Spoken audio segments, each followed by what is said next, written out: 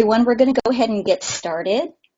Welcome to today's BIT series session. My name is, let me start with welcoming you all to the full name, the K-12 Blackboard Innovative Teaching Series.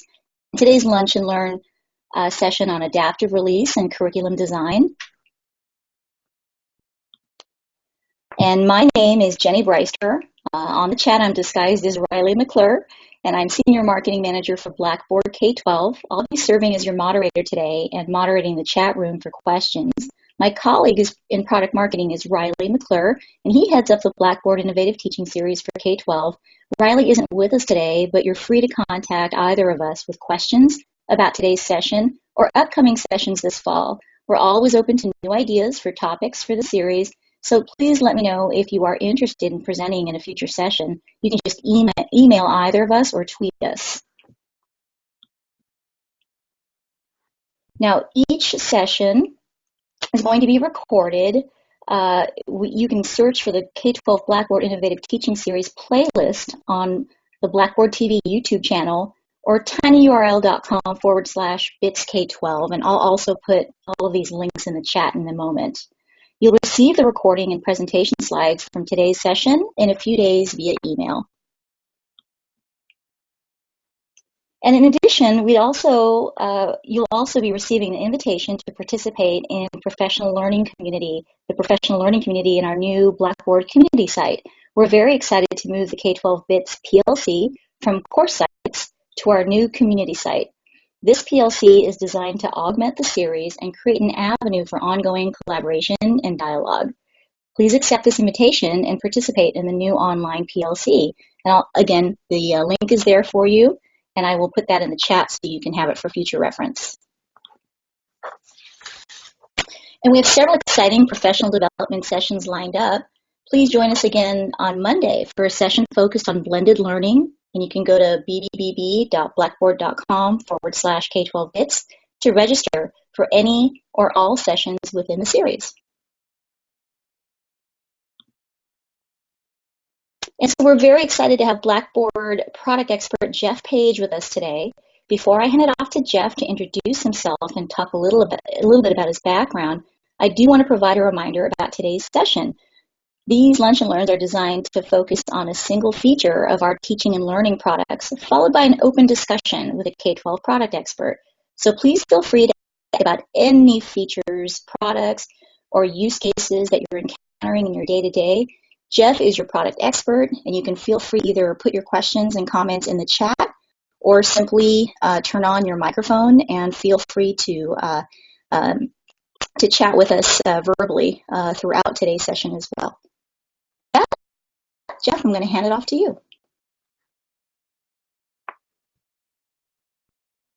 All right. Well, good afternoon, everyone. I'm Jeff Page, and I'm a solutions engineer with Blackboard. I'm actually focused more on the community engagement side, but I have a very diverse background in that I did a lot of work with teaching and learning prior to coming on with Blackboard. I've been in education for a little over 16 years, and in that time, I've worn a lot of different hats. I've been a classroom teacher in the 9 to 12 and also higher ed. I've been an administrator for a fully virtual online school, and now I'm the parent of 3 school-aged children. So I've kind of seen a little bit of all parts. I've seen the difficulties and the successes of being able to implement curriculum at all different levels. I've been designing and curating content on digital content for about 7 or 8 years now. So kind of seen a lot that's gone on in the evolution of that over the past several years.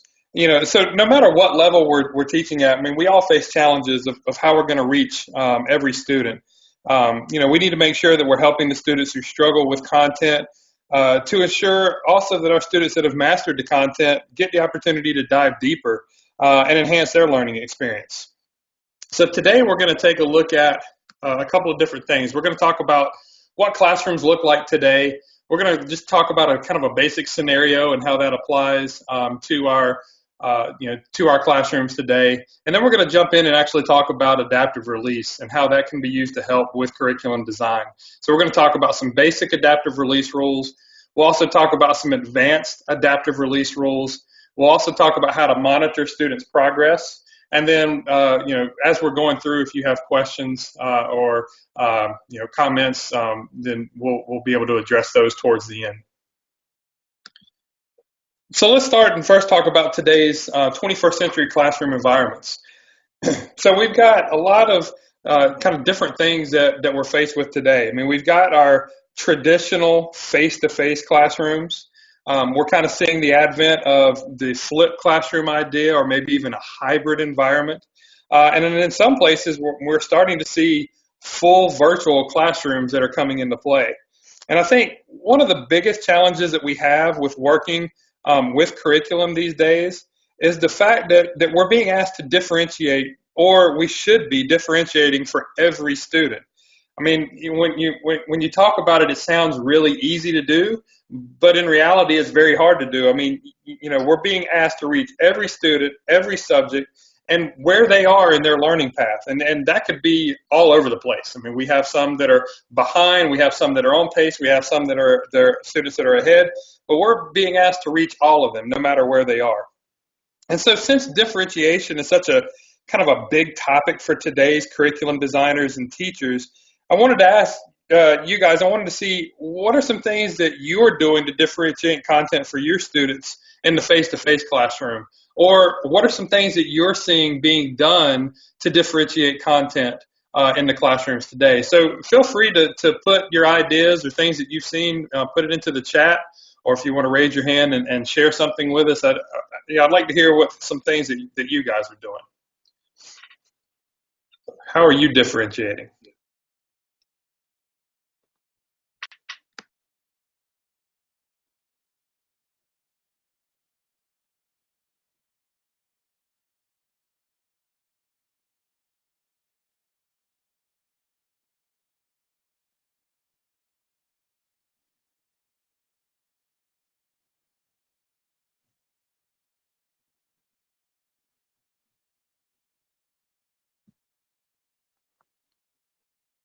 I see a lot of great things coming through the chats.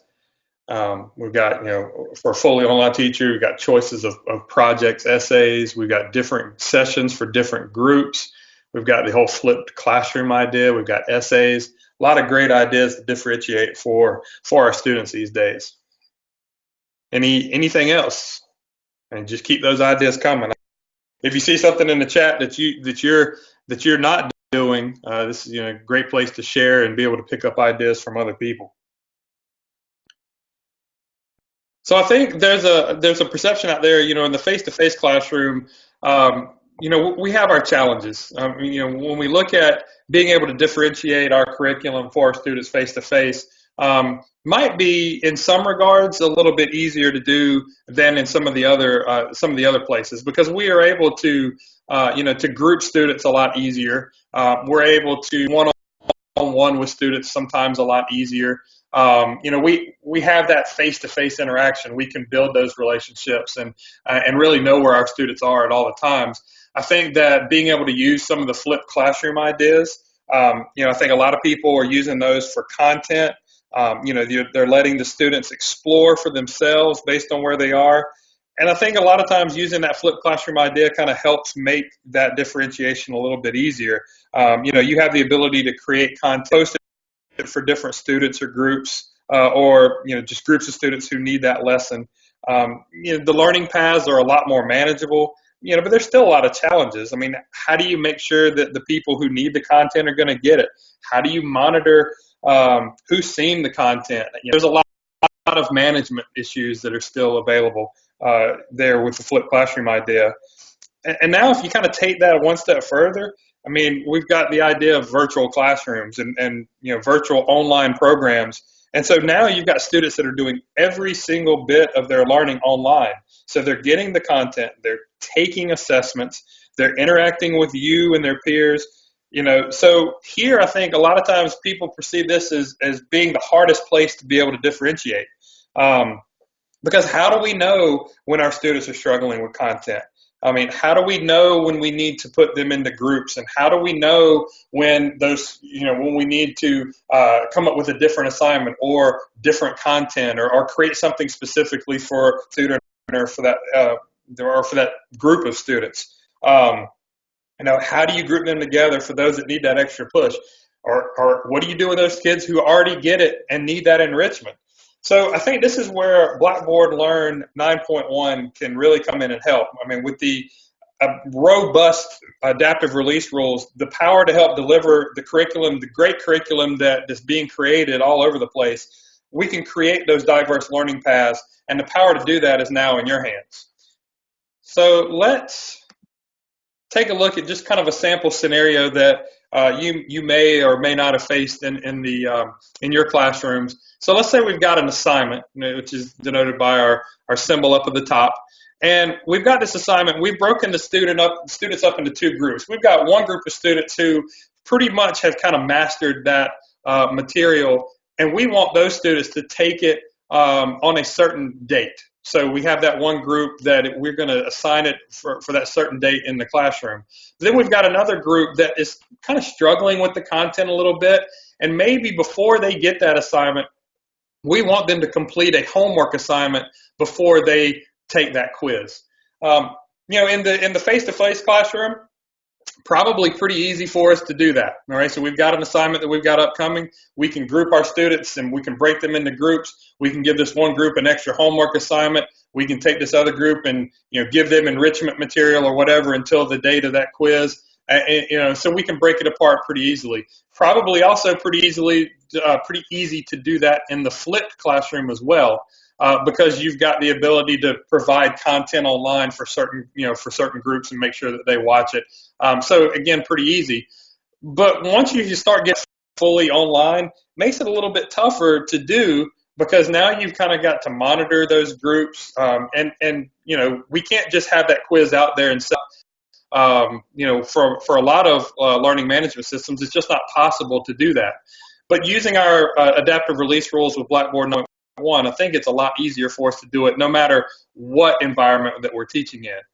So let's look at the definition for adaptive release. So Blackboard's defined this as a set of rules that consist of criteria that determines if a content item is going to be available to users or a set of users. And when we talk about content items, that can be just any kind of pieces of content: videos, documents, quizzes, assignments where they're going to be submitting work to us, discussion boards, things of that nature. So what we're doing is we're going to be setting up a lot of different rules that determines what content items are going to be available to our students. And so these are the different bits of criteria that we have with Blackboard Learn 9.1. So the first one we have is a date criteria, and this enables content to be displayed according to the date and time.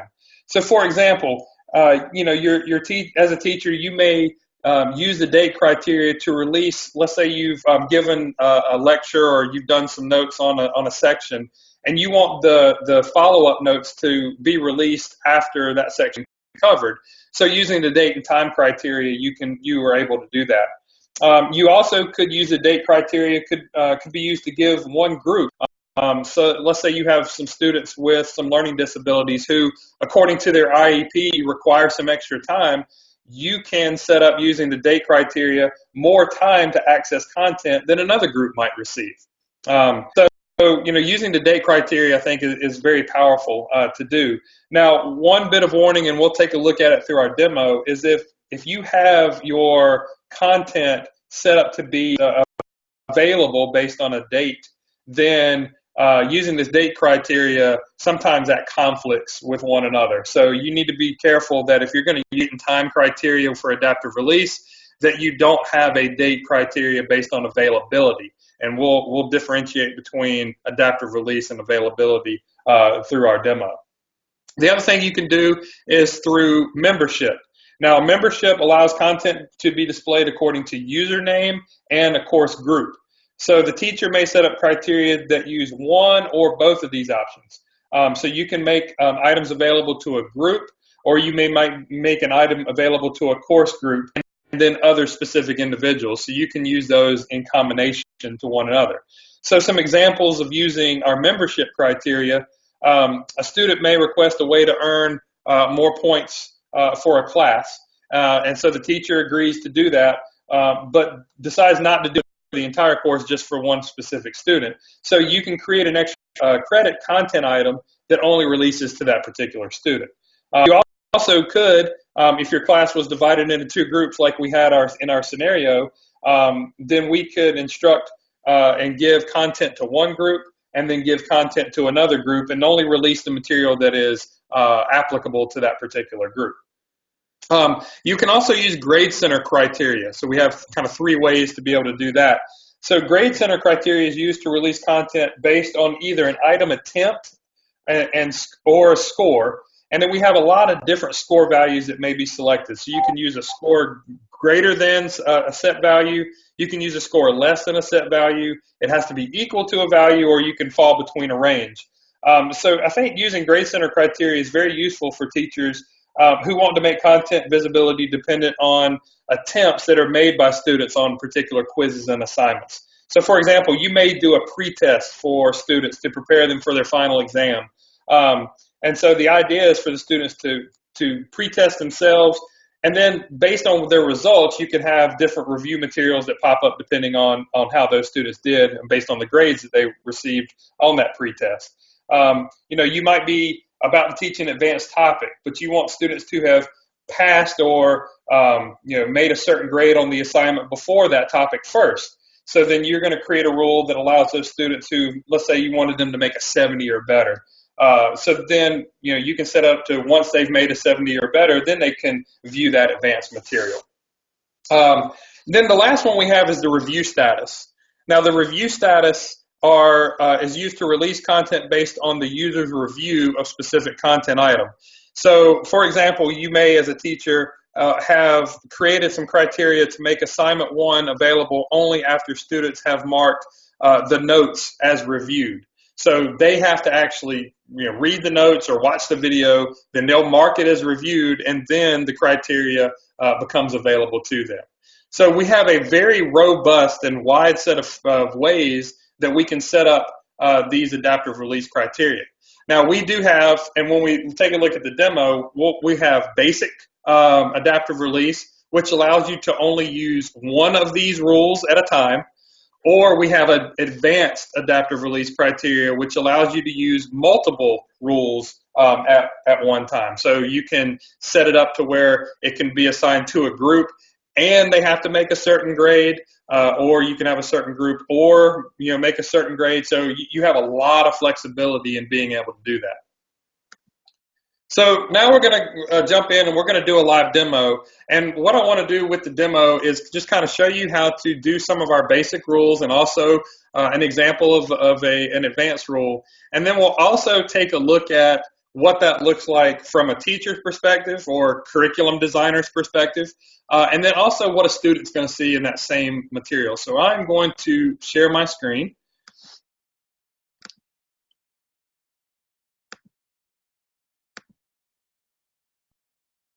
All right, and hopefully everyone, so Jenny, if you can give me a verbal, can you see my screen?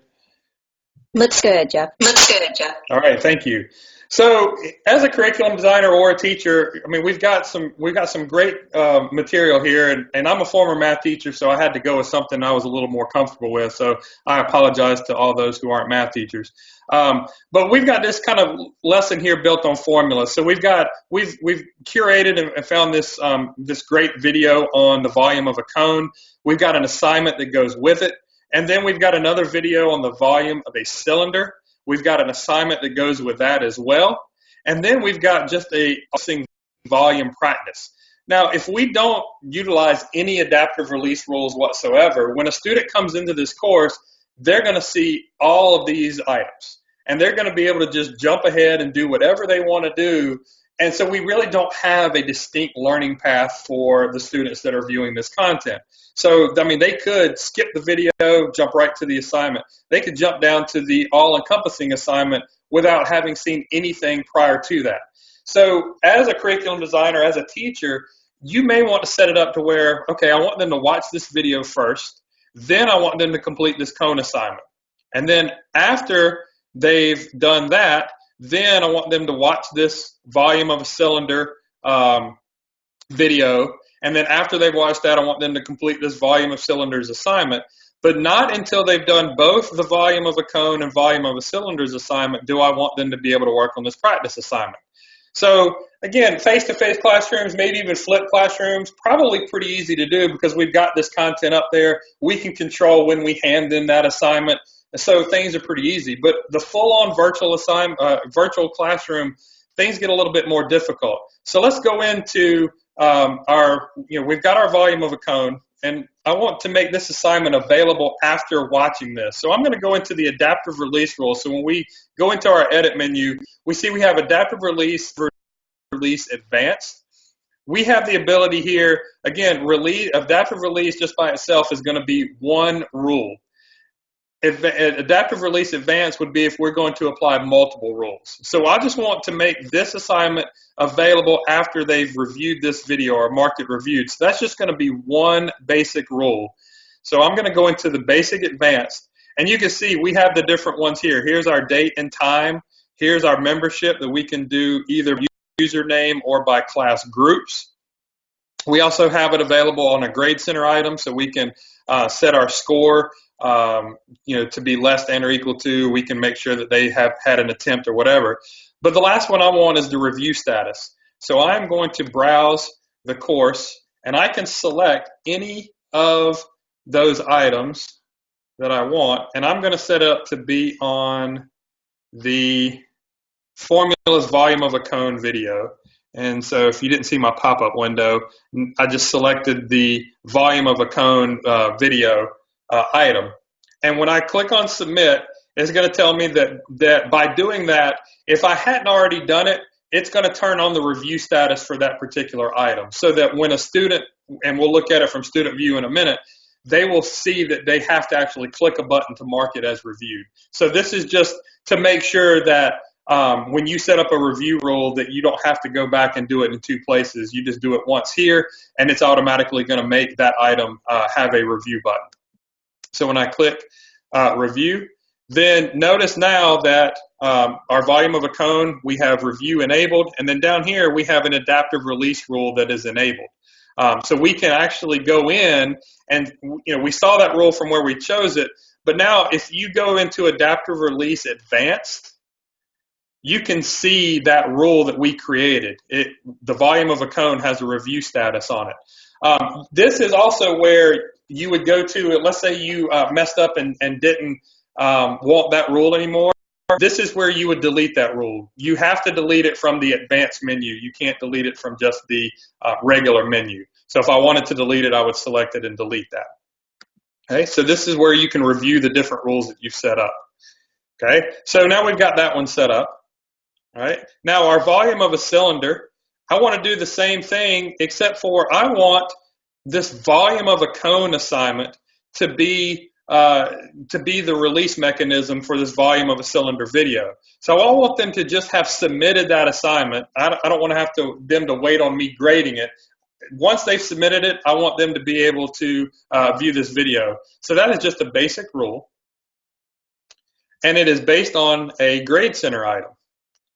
And that grade center item was our assignment, volume of a cone assignment. And then I just want to make sure that they have at least one attempt for this particular item. Now, if I wanted to wait until I graded it, then I could put a score to where it was less than or equal to, greater than or equal to a certain amount before it got released. But I just want them to turn this in before they view that video. So I'm going to submit that rule. And now notice that the cylinder has an adaptive release rule on it. The student is not going to see it until that assignment is submitted. And we can do the same thing for our volume of a cylinders assignment. I don't want them to be able to see it until I've reviewed that video above.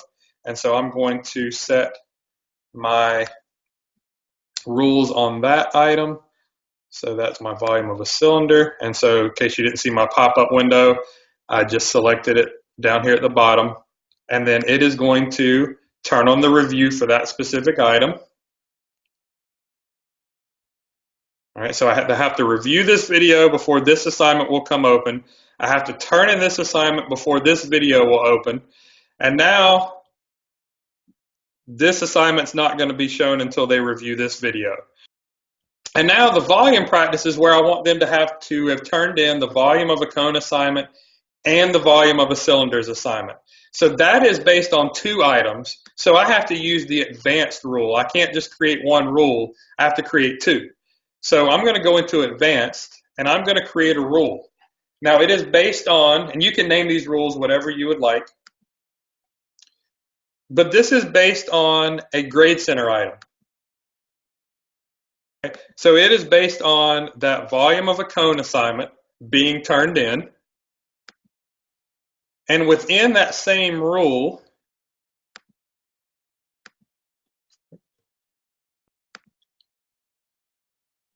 I can also add another grade center item to where they just have to turn it in. And you notice that it says that I have to turn in this grade center, I have to attempt this grade center item, and I have to create this attempt this volume of cylinders assignment. So they have to do both of these things. It's an and condition to be able to access that content. Now, you may set it up to where they could turn in either the cone assignment or the cylinder assignment. If you want an or criteria, you have to create a separate rule. So if you created a rule 2, it would be an or criteria. So creating criteria within the same rule is an and, but creating 2 different rules is an or. So it kind of depends on your situation. And again, Blackboard Learn 9.1 is the place that you're going to be able to do both and or rules with adaptive release. Okay, so now I've got that set up, and you can see that we've got our adaptive release. Now, once we'll go into student view in a second, but once a student has gone through and create, now you may want to go through and see where different students are. When you edit an item, you notice down here that we have a user progress. You can access this from the individual assignments. You can also access this from the gradebook. So if we click on user progress, then we're able to see the different people in our class and whether they can see that individual item. Okay, so we can see what rule that they can see based on that. All right, so again, that gives us kind of an idea of where they are on that particular. If we look at it from the gradebook perspective, then we can also see where they are throughout the entire course based on adaptive release. Okay, so before I move on to student view, I'll pause for a second and see if anybody has any questions or about the rules that we've kind of set up or the examples that we've seen.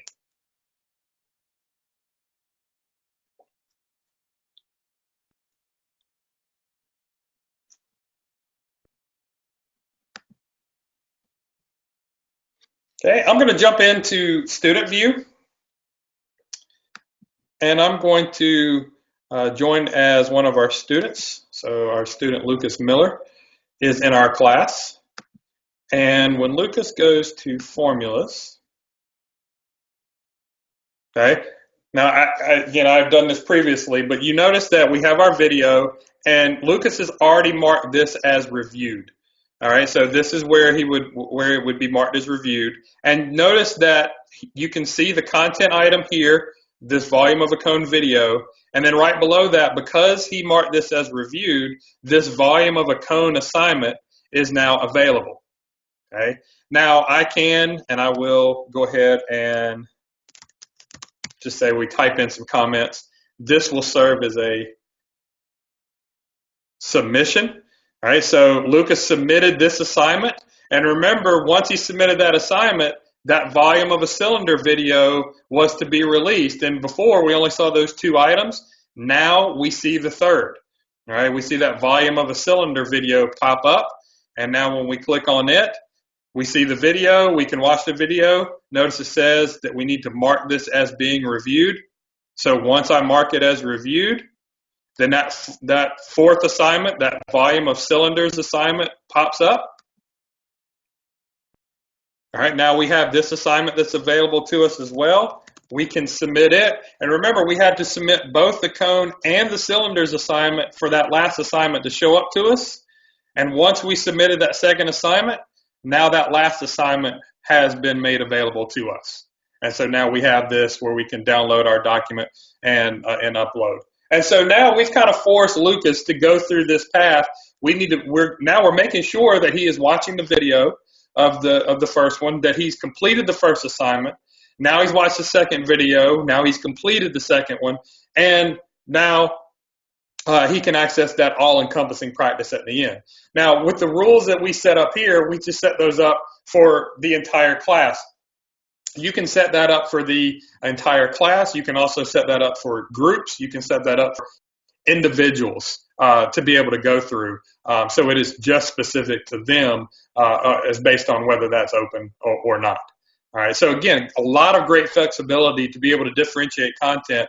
And, we all know that you're creating great curriculum for your students, but now you're giving your students a way to get through the information in their own way. And you're also allowing for the teachers to be able to differentiate content and create those diverse learning paths for those particular students.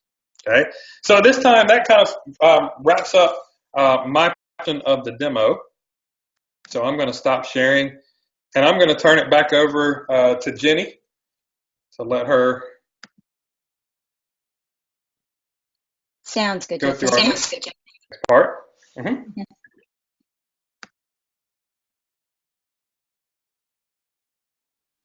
Alrighty, so let's get back on track with the rest of our slides. So folks, now is a really good time for just open questions for Jeff, either about everything we've been learning about with adaptive release today, or any questions you have about our teaching and learning products and how they work, the things that you use in your day-to-day. We'll give you a moment to do that. So feel free to either jump on the audio or chat away in the chat. And I know, Jeff, we had a question that came up at one of a similar session about just if availability is the same thing as adaptive release. Can you touch on that to get things started?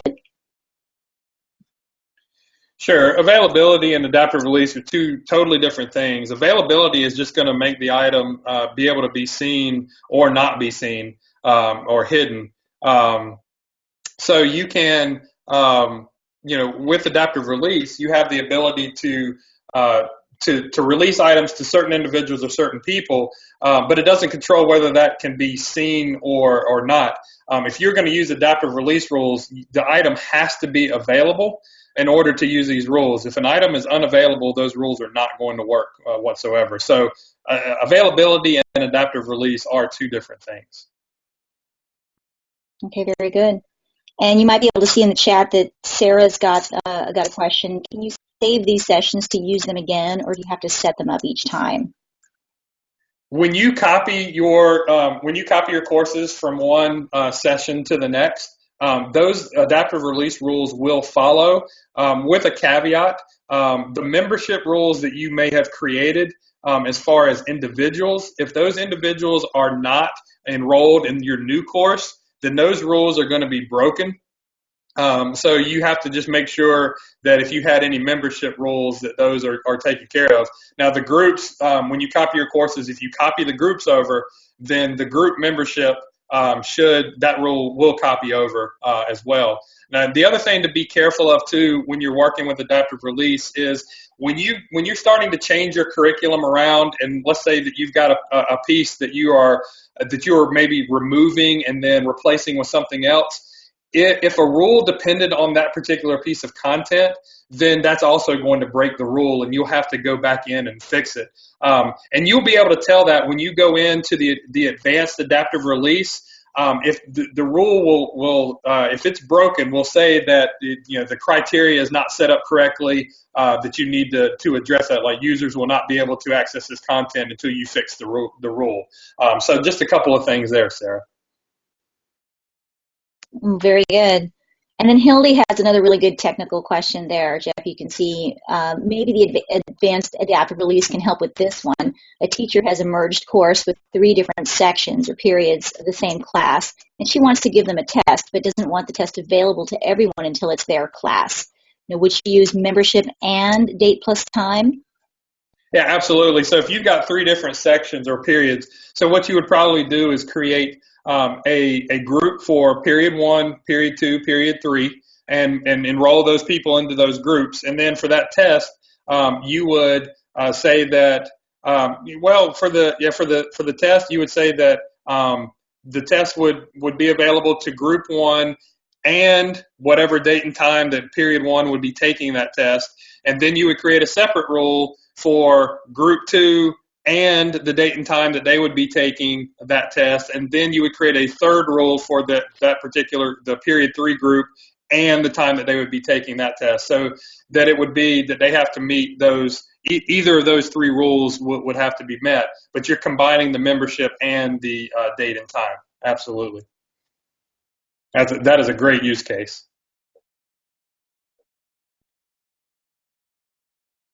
Yeah, so the 3 rules, so basically what it would do is look at the first rule would be period 1 and that date. So if a user from period 2 comes in at that, while period 1 should be taking the test, they're not going to be able to see because they don't, because it's either they don't meet the first 2 criteria. They only meet the second one because they're only a part of the period 2 group, and the period 2 group is at that particular time because it's an and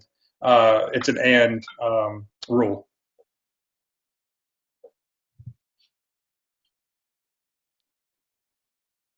Yeah, it is definitely it is definitely a very robust feature and one that is very specific to Blackboard Learn. Very robust. A lot of different use cases, a lot of different scenarios that you can use it with. TJ, I see your question in the chat. Adaptive release can be used to control what content a learner sees after they completed their test, and it is based on their score. Remember, and when you're looking at it with the grade center criteria, you can set the score to make sure that it has to be greater than a certain amount to when content is released. Or if they got less than the threshold that you set, then content could be released, or if it's equal to a certain amount. So if you've got students who, let's say you want to set up some content to remediate or, to help students after they may have failed a test, if they got a 60 or below, then you can set it up to where content will be released to the students who got 60 and below. Or if you've got enrichment materials for those that made a 100, then the score equal to 100 would release enrichment content. So absolutely, you can set it based on those particular test scores.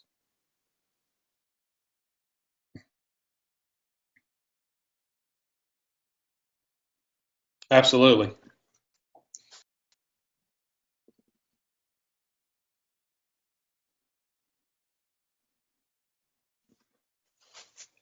All right, Ryan, let me take a look at your question here. Is there a way to give different due dates that populate to the calendar for each different class? I don't believe that's available for those different ones. You wouldn't be able to put a due date on that particular item. The due date would have to be, because you can't set different due dates. You would have to just set one due date, and then that would be where it would be put on that calendar. So you would have to, in that case, if you wanted 3 different due dates, you would have to make 3 different instances of that test.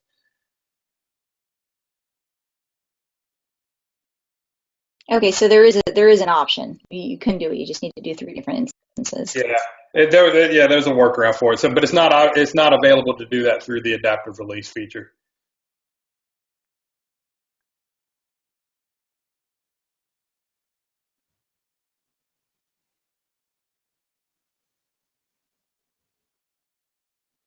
Yeah, absolutely. Glad that we can help out. Jeff, I had a question that came to me privately here. It's a good one, I think, for everyone. It really seems like using this method requires a lot of planning. what are your best practices for, how to plan for using adaptive release in general?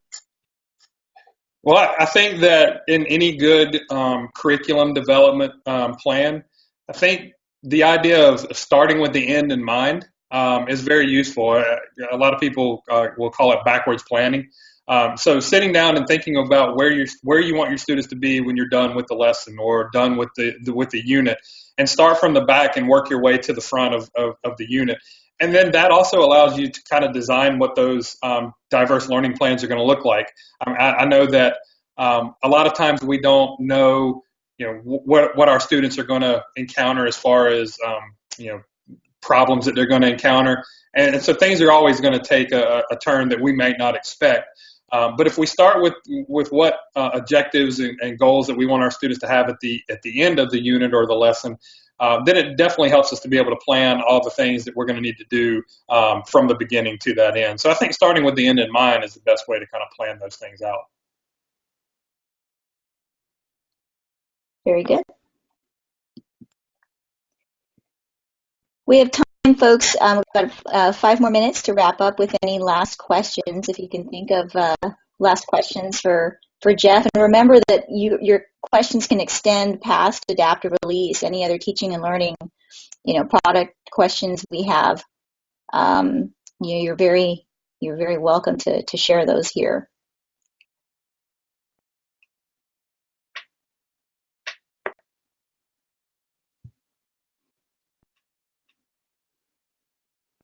It's nice to see such a light chat and some really good technical questions, users of the system, Jeff.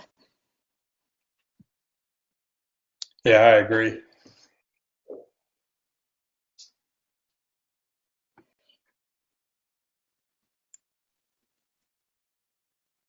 Okay. Well, if we don't have any further questions right now, we'll go ahead and move along and just kind of wrap a few things up here. Again, if you have any other questions, we're here for you. And we want to thank everyone. We want to thank Jeff definitely for his expertise, and we want to thank all of you for participating in today's session. And if you're interested, once again, if you're interested in presenting, or if you have ideas for topics for which you'd like to see sessions, please reach us. I've got Riley's information right here, and you can reach Riley on either Twitter or email, and you'll be receiving, once again, the recording and presentation slides in a few days after this webinar. We'll do that via email. And also, don't forget to join us on the community site. I put that in the chat a little bit ago. And then the last thing I'll put in the chat is our where to sign up for additional sessions. Again, we've got a really great one coming up this Monday, and we'd love to see you there. And we've got a whole slew of them still left for the fall series. So we'd love to see you on more of those. I see some of our regulars on today's session. Love to have you back, and love to have you bring along some additional colleagues. All right, looks like we're pretty good on questions for today. So with that, we want to thank everybody once again for being here. Look us up. I'll go ahead and put the BITS link there once again for additional signups. And thanks everybody for being with us today.